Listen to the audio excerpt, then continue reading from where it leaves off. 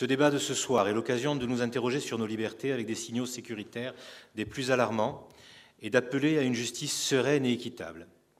Au-delà des simples mots, la multiplication d'affaires liées à la JIRS de Marseille nous éclaire sur la nécessité de mieux appréhender ce que constitue la JIRS.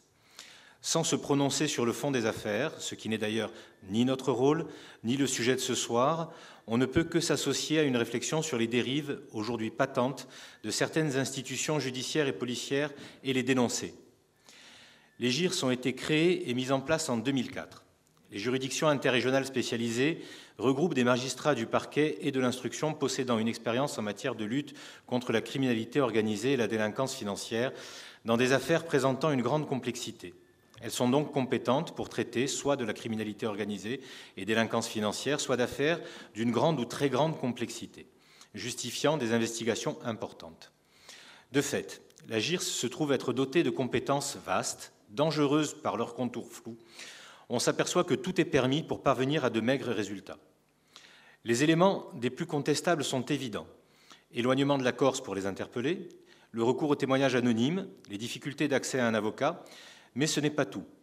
Il nous faut évoquer la systématisation des prélèvements ADN, la volonté du tout sécuritaire promise par certains, le non-respect de la présomption d'innocence et surtout la banalisation de cette politique liberticide qui ne peuvent plus nous laisser insensibles. En effet, la Corse, il est vrai, est un territoire où les actes de violence sont réels et rendus plus visibles. Il est vrai aussi que chacun aspire à un retour prochain, à la quiétude, et que la justice soit rendue. Pour autant, la sécurité à laquelle chacun a droit ne doit pas être due à une réponse disproportionnée de l'État. Plus que des mots, l'égalité de chacun devant la justice, l'impartialité, la recherche de la vérité, au même titre que la préservation de la sûreté et des libertés doivent être au premier rang des priorités, si l'on souhaite un retour à la normalité, c'est-à-dire à un climat démocratique. Ce qui n'est en aucun cas la situation actuelle de la France.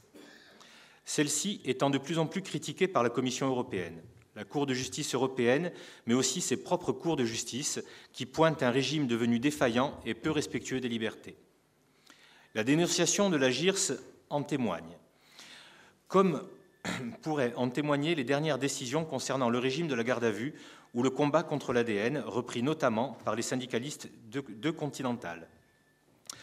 Un des enseignements que nous pouvons tirer, c'est que seule la mobilisation constructive et la dénonciation sereine de ces dérives pourront, par la suite, aboutir à ce que les lois soient faites pour les hommes et non le contraire. Je vous remercie. Buonasera, c'est signé Thomas Doradio.